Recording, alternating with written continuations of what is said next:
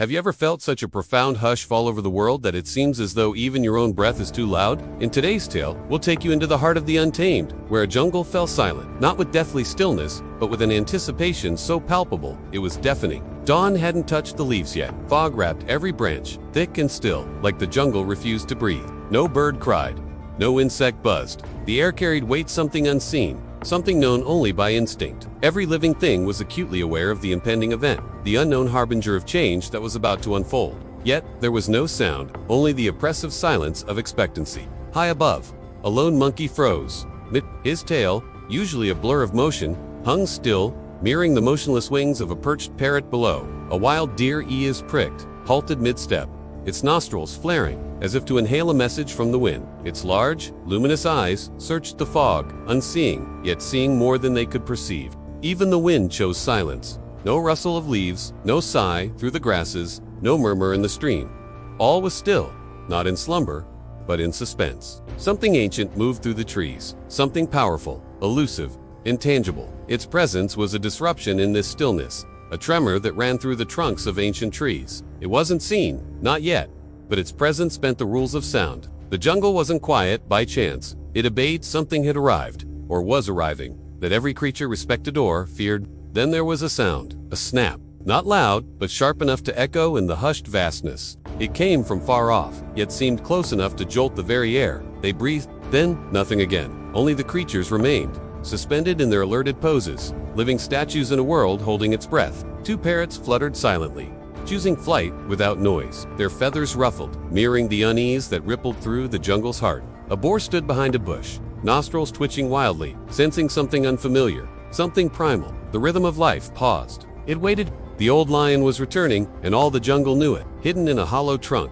a small cub blinked up at its trembling mother. Instinctively, she curled protectively around her offspring, shielding him with her own body. Though too young to understand, he sensed the significance of the moment, feeling his mother's tension as a premonition of something momentous. A young tiger, sleek and bold, paused mid-prowl, his amber eyes gleaming with a mixture of curiosity and apprehension. His paw hovered inches from a fallen leaf, frozen in the act of pouncing. For a moment, instincts shouted, louder than ambition. He turned, left his trail, abandoned his hunt. Even the hunter, usually fearless, refused to challenge the encroaching presence. He dropped the carcass he'd been dragging. His bow slipped from his tense fingers, and he sank to the ground, hands clenched, knuckles white against the red earth.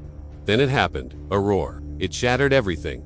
Deep, thundering. It was not a warning, but a declaration. It reverberated through the trees, down through the river, across the roots and vines, shaking the very foundations of the jungle. The monkey screamed and leaped away without looking back. The deer sprinted blindly, panic-stricken, crashing through the undergrowth. Birds took flight, wings beating the silent air, momentarily marring the stillness. But it wasn't just sound, it was story. This roar didn't speak of hunger or thirst, but of return. The old lion had come back. Years had passed since he vanished. Rumors claimed he was dead, gone to the distant mountains to join the ancestors. But old legends whispered that when silence deepened unnaturally and trees seemed to listen, he would come back.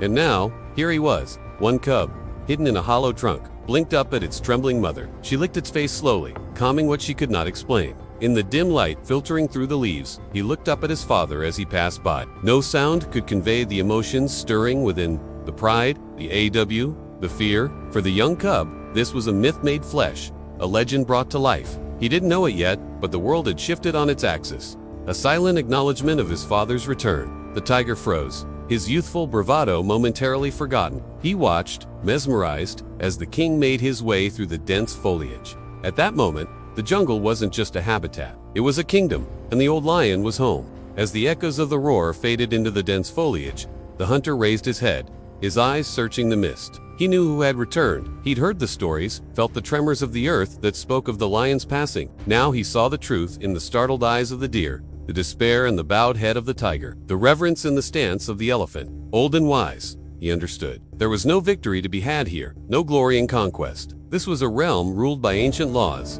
by spirits of the wild that dwarfed human ambition, and he was just a visitor here, a trespasser in a world he couldn't hope to comprehend. As silently as he had come, the lion disappeared into the emerald depths, leaving behind a jungle awestruck, humbled, yet strangely the deafening silence that followed was different now.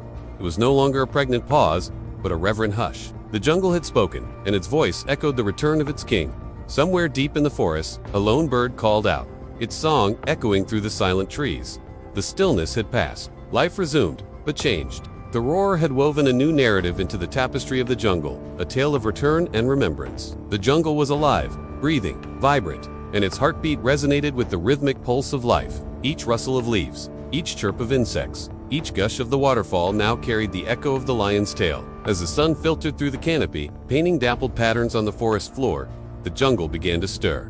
The parrots chattered, the monkeys swung, the deer grazed, but their movements were infused with a new awareness, a respect born of the night's profound lesson. They remembered the silence, the stillness that heralded the lion's return. They understood now that the jungle was more than just a habitat, more than just a collection of trees and creatures. It was a living, breathing entity with its own rhythms, its own stories, and they were all part of it, each playing a role in the grand play of life. As the days turned into weeks, the memory of the lion's return faded into the background of the jungle's consciousness. The rhythm of life settled back into its familiar pattern. Yet, every now and then, when the wind whispered through the leaves, or the river murmured over stones, they heard the echo of the roar. It was a reminder, a story whispered through generations, a testament to the indomitable spirit of the wild. They remembered the silence.